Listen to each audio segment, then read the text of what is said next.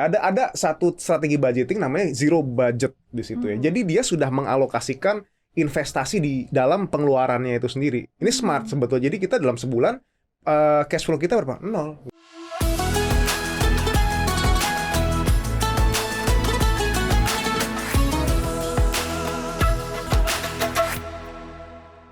Halo Sobat Cuan, selamat datang di Cuap-Cuap Ramadan. Balik lagi nih bersama saya Sasa di segmen Vicky Financial Clinic Syariah. Nah, segmen ini dipersembahkan oleh Cuap-Cuap Cuan dan juga CNBC Indonesia. Nah, kali ini kita bakal ngobrol-ngobrol yang pastinya kita berharap semua Sobat Cuan dalam keadaan nih yang sehat. Nggak cuma sehat fisik, mental, tapi juga portofolionya sehat dan juga dompetnya sehat. Langsung aja nih, saya tidak sendiri, saya ditemani financial expert CNBC Indonesia, ada Aulia Akbar. Halo Mas Akbar, apa kabarnya? Kabar baik, Sa. Portofolio baik? Oh, baik dong pastinya. Dompet baik? Baik banget. Wah, seneng ya dengernya kalau semua serba baik ini. Serba positif. Wah, semua positif. Ini juga sangat positif karena banyak banget nih Sobat Cuan yang mengajukan pertanyaan. Tapi sayang sekali kita nggak bisa nih untuk memunculkan semua pertanyaan karena kayak lebih dari 20.000 pertanyaan. Oke, langsung aja nih kita masuk ke pertanyaan pertama.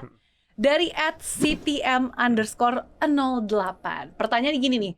Kalau investasi di bank syariah, misal ikut yang deposito, itu termasuk riba nggak sih? Oke, jadi gini ya, kita lihat dulu di Al-Quran ya, kan ada ayatnya yang berkata bahwa Allah menghalalkan jual beli dan mengharamkan riba ya. Riba itu apa? Riba kalau itu adalah kelebihan yang harus dibayar ketika ada pokok utang atau modal dan lain sebagainya ya. Jelas itu nggak boleh. Nah, seperti apa sih deposito syariah? Kan ada bunganya ya di situ kan. Bunga kan kelebihan utang yang harus dibayar gitu ya.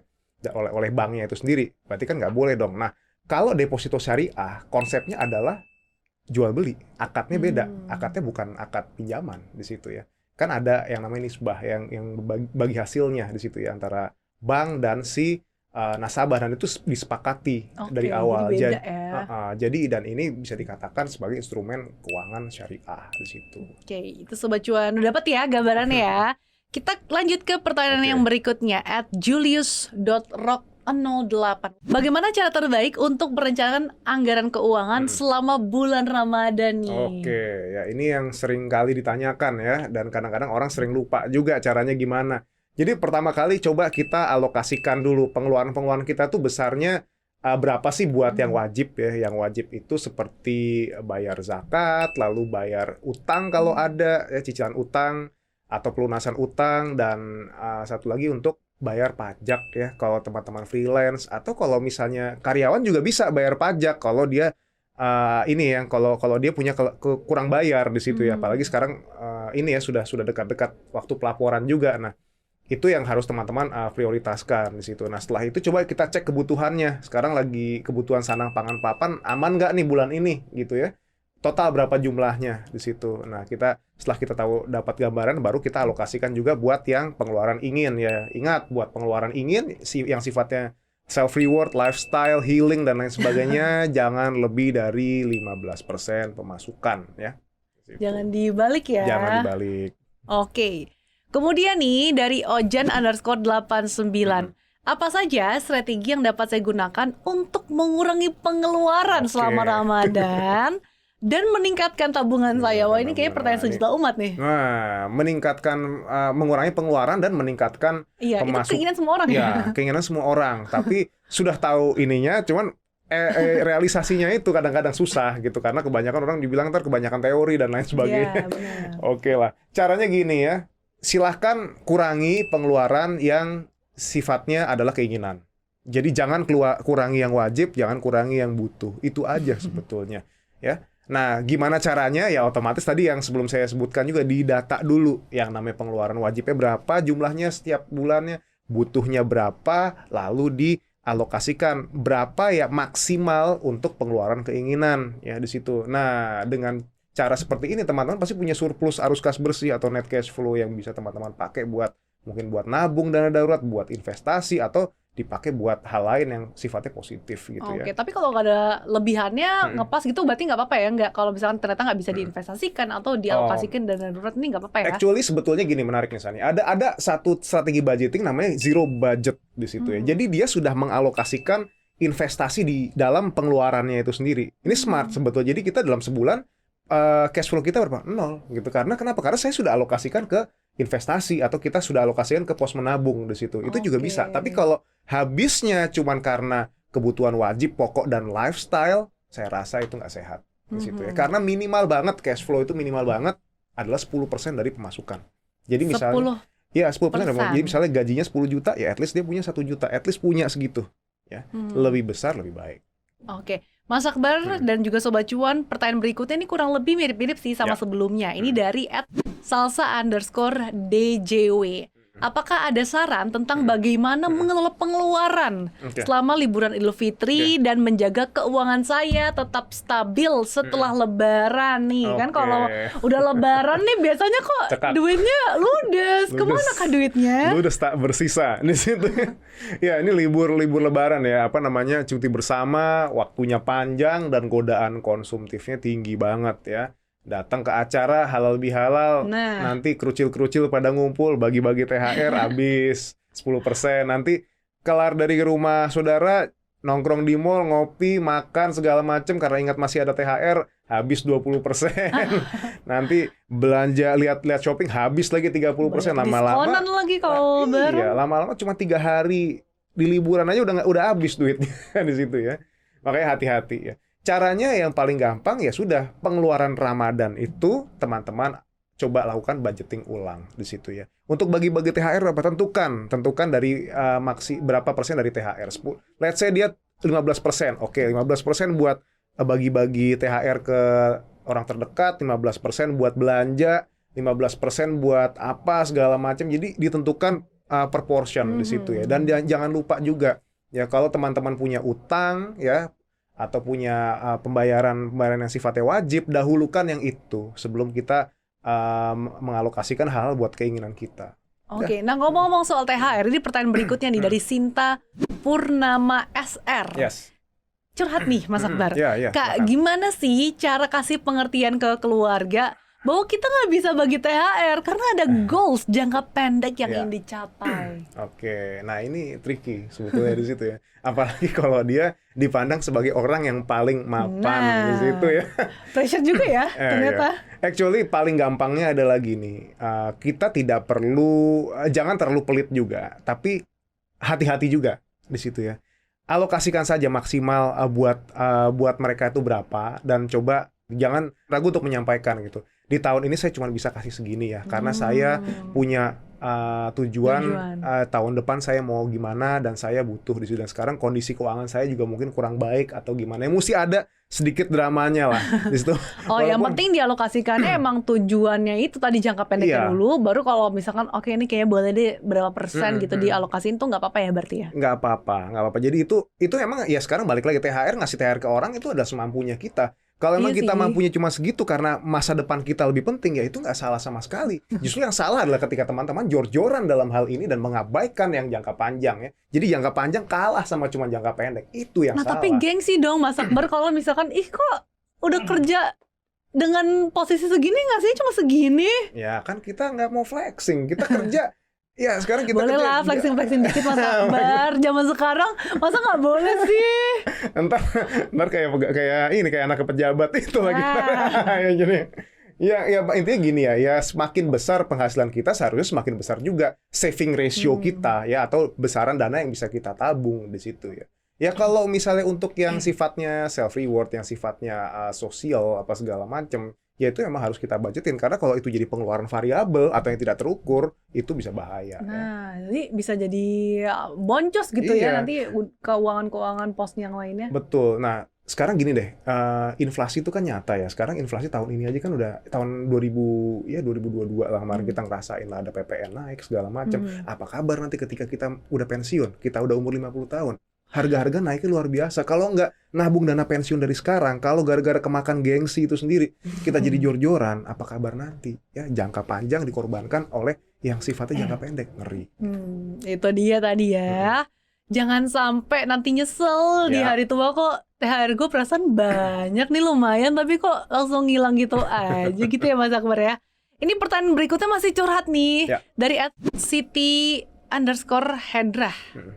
Min, saya ibu rumah tangga Oke. dengan 3 anak.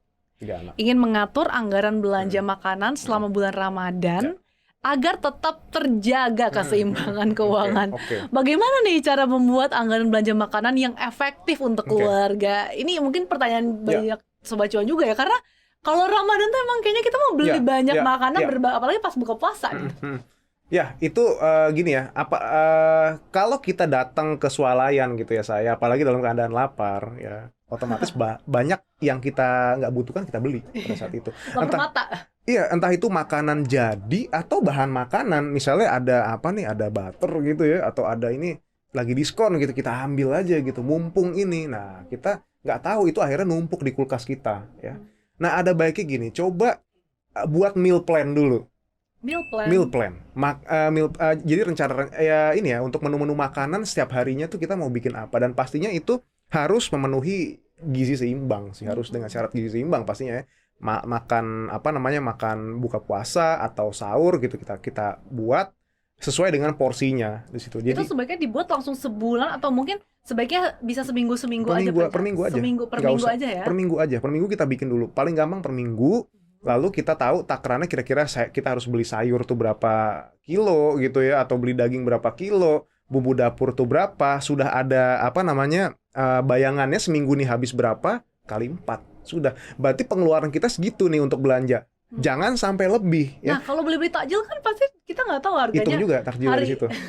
Hari ini misalnya kayak pengen beli ini, besok pengen beli apa. Nanti harganya bervariasi nih Mas Ya, Akbar. bikin takjil ya sendiri di rumah paling lebih hemat begitu ya. Tapi kalau misalnya mau beli pun nggak masalah. Cuman dari tadi ya, dari budget belanja makanan mungkin kita bisa up sedikit, kurang lebih 10% atau 20% something, Mempertimbangkan kenaikan harga dengan bahan pertimbangan pokok adanya juga kenaikan ya. harga atau ya itu jajan-jajan itu ya. Jadi terukur ya, untuk budget belanja sekian udah nggak usah diganggu gugat.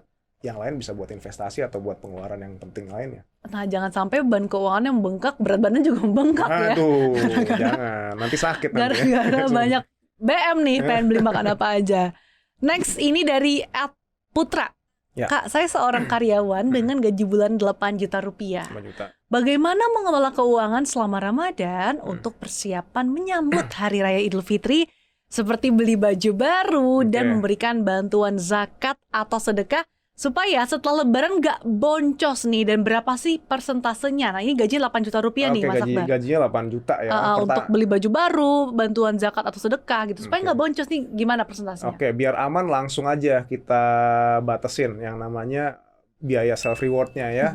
10-15% dari 8 juta. Jadi ya kurang lebih 1 juta something lah ya. Intinya jangan lebih dari 15%. Nah, habis itu silakan coba, mumpung ini Ramadan ya, sekarang coba lihat ininya apa namanya, asetnya, punya apa aja, punya tabungan berapa juta, punya reksadana berapa juta. Kita coba hitung berapa besaran zakat mal yang harus dibayar di situ ya.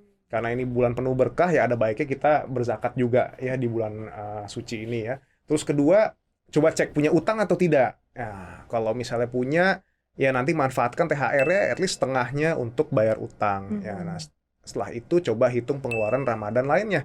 Untuk bagi-bagi THR ke orang terdekat tuh berapa, untuk nanti mau belanja tadi kan udah itu ya, udah masuk ke pengeluaran ingin ya di situ ya, kurang lebih seperti apa. Jadi intinya coba dulukan yang wajib dan cut yang nggak terlalu penting di situ. Utamakan bayar utang dulu ya kalau ada gitu ya. Tapi kalau nggak ada, ya boleh lah alokasi lain. Ya, dan jangan lupa investasi ya. Jangan habiskan semua uangnya. Jadi harus punya paling Jadi sedikit. kalau ada sisa 10% dari lebih, itu. sebaiknya diinvestasiin, bukan investasi buat ditambah. Boleh nggak sih kalau duitnya ini kita nggak taruh di investasi, tapi taruhnya buat self reward. Jadi tadi kan batasnya 15%, tapi sisanya kita tambahin ke situ.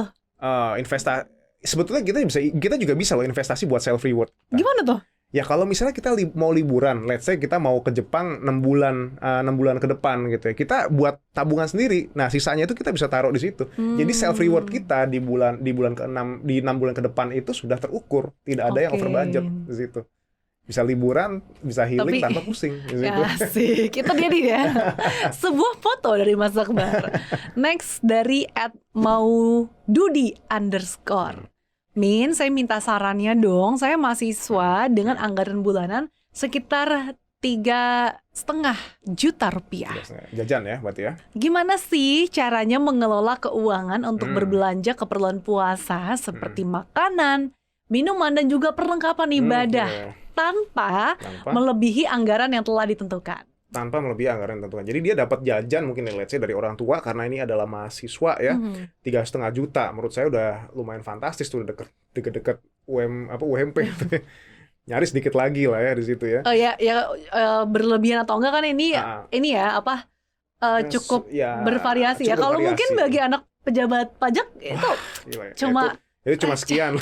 cuman balik lagi segini sebetulnya kalau menurut saya mahasiswa aja nggak segitu gitu aja Pak. Tapi mahasiswa tahun berapa dulu? Di situ ya. jangan disama-samain dong Mas Ya, Akbar. Oke, inflasi ya. Jadi ya, actually gini ya.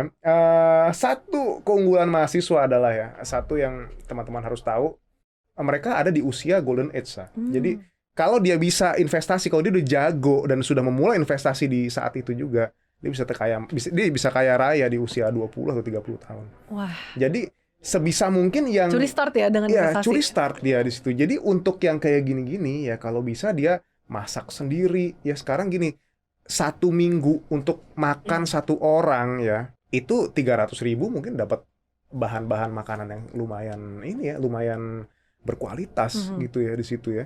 Gak perlu mahal-mahal di situ, udah sehat, udah ini. Gimana kalau yang kayak gini kita batasin aja. Nah, sementara setengahnya bisa diinvestasikan.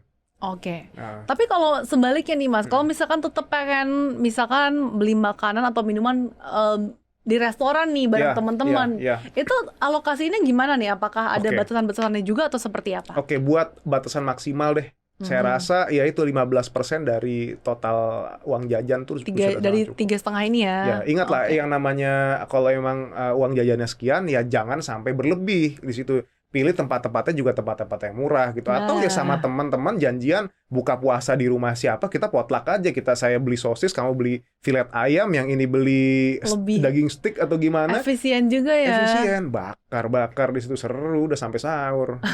tinggal malas apa enggak nih mau beres-beres nih. Nah, lebih hemat juga nih jadinya. Iya. Pertanyaan berikutnya nih sebenarnya mungkin udah kita bahas juga tadi nih Mas Akbar dari @ko_dili. Min, kalau dapat Ya. uang THR mana nih yang harus diduluin? Bayar utang atau untuk menuhin kebutuhan lebaran? Oke. Harusnya ya. Sobat Cuan kalau yang udah denger dari tadi udah tahu jawabannya apa ya? Tahu ya, tapi kalau yang nggak nyimak ya masih Nah. nggak tahu.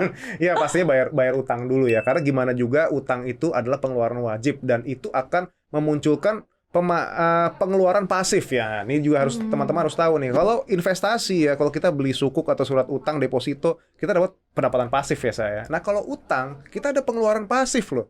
Pengeluaran yang tiba-tiba emang harus kita keluarin secara Iya. wajib di situ. Itu kan akan membebani cash flow kita dan akan menggerus kekayaan kita loh. Karena kekayaan itu kan total aset dikurangin total utang yang belum terbayar. Semakin besar utangnya ya semakin kecil kekayaan bersih kita. Oke. Nah, ngomong-ngomong soal THR nih, Iya. sebetulnya kalau bagi freelancer, Iya. ini kan mereka nggak dapet THR ya Iya. Mas Akbar ya? Ini gimana nih kalau misalkan mereka nggak dapet THR, berarti cuma ngandelin dari gaji pokoknya Iya. atau duit yang didapetin dong berarti ya? Iya, begitu. Tapi alokasinya kurang lebih juga sama ya?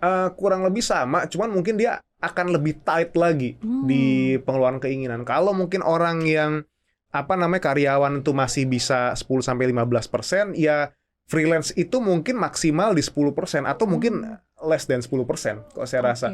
Dan dia harus punya dana darurat paling sedikit 12 kali pengeluaran bulanan. Jadi 1 tahun ya di situ. Karena balik lagi pendapatannya kan nggak sepasti tidak sepasti karyawan itu. yang kerja di perkantoran gitu Betul misalkan sekali. ya. Bisa jadi nggak ada 1 bulan. Oke, iya benar-benar.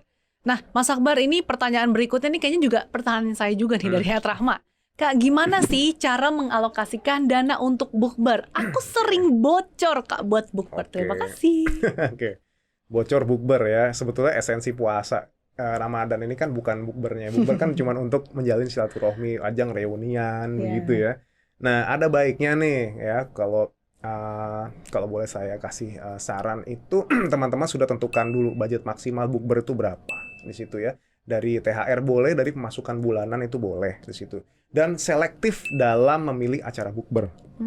Selektif. Selektif. Nah, sekarang kita tahu ya, Sasa sekarang mungkin diundang bukber sama teman SD, sama teman SMP, sama teman SMA. Teman SMA bahkan bisa 2 atau Dua lebih geng. dari 3 geng Oke. loh, Mas. Teman kuliah, Teman kuliah juga bisa jadi beberapa circle. alumni dari kantor sebelumnya. Nah, Belum lagi sama teman-teman kantor, oke lah di situ. atau mungkin punya mutual friends kayaknya kita ketemu dong, udah lama gak ketemu. Nah, bukber juga. Yes, betul. Atau punya gebetan di Tinder atau segala Wah. macam gitu, kita nggak tahu, kita bukber juga di situ.